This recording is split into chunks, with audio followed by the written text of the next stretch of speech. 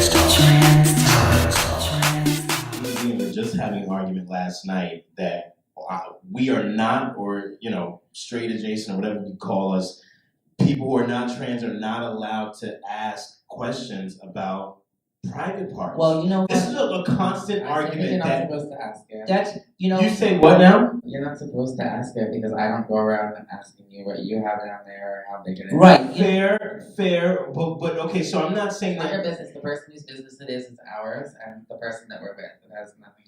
Fine, I'm fine with not asking a person, but to say that we're not supposed to just ask questions in general about. I said in the first episode, people can always ask me questions. I don't care, but like in general, Yes. supposed to. And you know what? You know why I don't like it as much? I agree with you that it's a private matter. Okay. And it's sort of uncomfortable. And I always get that question, like a typical transgender question is, did you have the operation yet? Like you're not a real woman until you have an operation. Guys try to like make it like you're not a real girl, like just because they have it. Like guys will see me on dating sites. Right. They'll hit me up.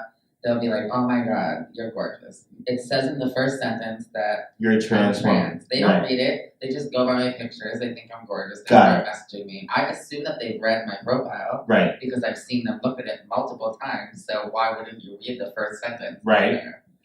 And then they're like, "Oh, I read it," and then they're like, "Oh, wait, but so have you had the surgery?" And I'm like, Yeah, it's like a deal breaker. And I don't think it's really fair. I think it gets the conversation focused on things like that. And I mean, we all love sex and sex is important in our lives and everything. But when you really come down to it, it's not as important as your integrity, who you feel you are, your honesty, what you do, how you help people, how you love and all that. So all of a sudden that conversation, it then gets into, something about, it's just like if you don't like someone because of their, say, looks.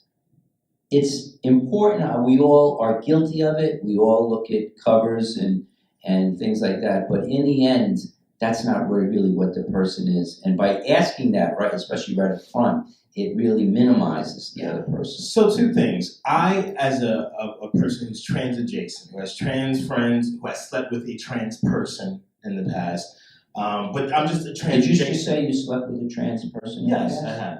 God bless you. I've slept. Do I get a? Yeah, I you get like I got a star. Oh shit! God, That's supposed to hurt. Wait a minute. This is going a while back, but really quick. Okay, so a couple things. First off, yes, Fran, I agree that the things you mentioned there are the more important things. Right. Okay.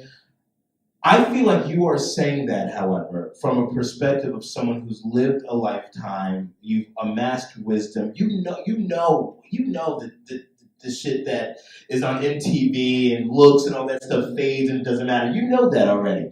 But if a person, if we're talking about dating and sexual desires, if they have preferences, can you be upset with them that they ask that question because it is in line with the preferences that they're going for? No, I would be upset with them. It's just disappointing if that's the main. I understand it is disappointing. Yeah, no, I totally understand. But you understand why they would say that? Yeah, but in an era of pansexuality, right, which is growing very quickly, Rapidly, yeah. and also trans phenomena. Right. Is exploding. Pansexuality is 100%. All of this whole blurring of gender, like gender fluid, is now among young people maybe even more popular than trans. Trans is taken on a different meaning instead of bigender, going from male to female, that's it, or female to male. Now it's sort of like in a middle,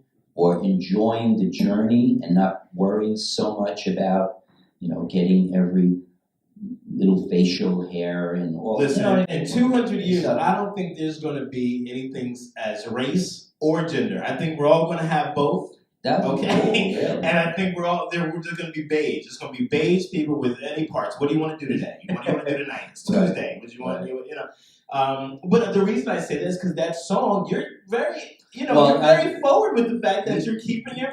Yeah, and you know why? Because I think that a lot of people misunderstand trans. Okay.